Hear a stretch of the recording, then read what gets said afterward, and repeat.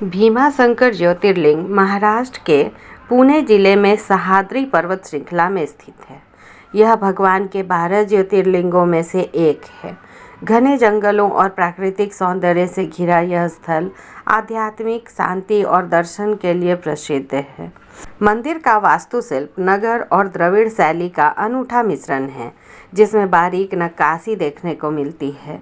यहाँ का शांत वातावरण और आसपास बहती भीमा नदी इसकी पवित्रता को बढ़ाती है। महाशिवरात्रि और सावन माह में यहाँ भक्तों की भारी भीड़ उमड़ती है। प्राकृतिक सुंदरता और आध्यात्मिक महत्व के कारण भीमाशंकर तीर्थयात्रियों और ट्रैकिंग प्रेमियों दोनों के लिए आकर्षण का केंद्र है। बहुत समय पहले त्रेता युग में एक राक्षस था जिसका नाम त्रिपुरासुर था। वह अमरता का वरदान पाने के लिए भीमाशंकर के जंगलों में जाकर भगवान शिव की कठोर तपस्या करने लगा। भगवान शिव, जो अपने भक्तों पर बहुत कृपा करते हैं, त्रिपुरासुर की भक्ति से प्रसन्न हो गए। उन्होंने त्रिपुरासुर को अमर होने का आशीर्वाद दिया, लेकिन एक शर्त रखी, तुम्हें हमेशा लोगों की भलाई के लिए काम करना होगा, वरना यह वरदान खत्म हो जाएगा और तुम्हें दंड मिल सकता है।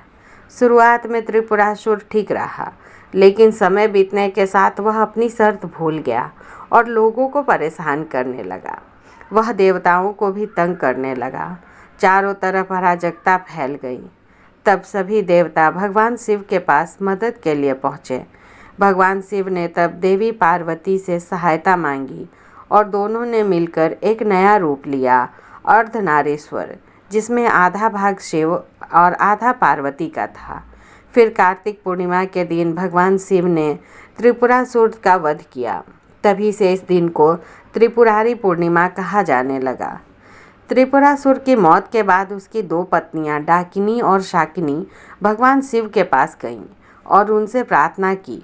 तब भगवान शिव ने उन्हें भी अमरता का वरदान दे दिया, जो उन्होंने त्रिपुरासुर को दिया था।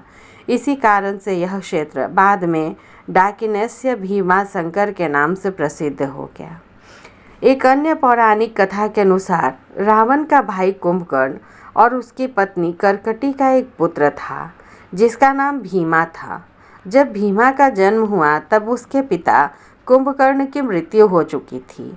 जब भीमा बड़ा हुआ और उसे यह पता चला कि भगवान राम ने उसके पिता का वध किया था, तो वह बहुत क्रोधित हुआ।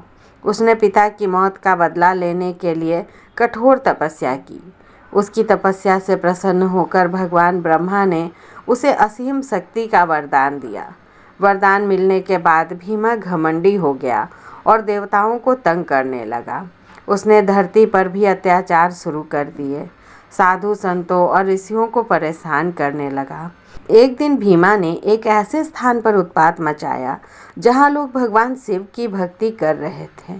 उसने भक्तों को शिव की पूजा करने से मना किया और कहा कि उसकी पूजा करें, लेकिन भक्तों ने उसकी बात नहीं मानी।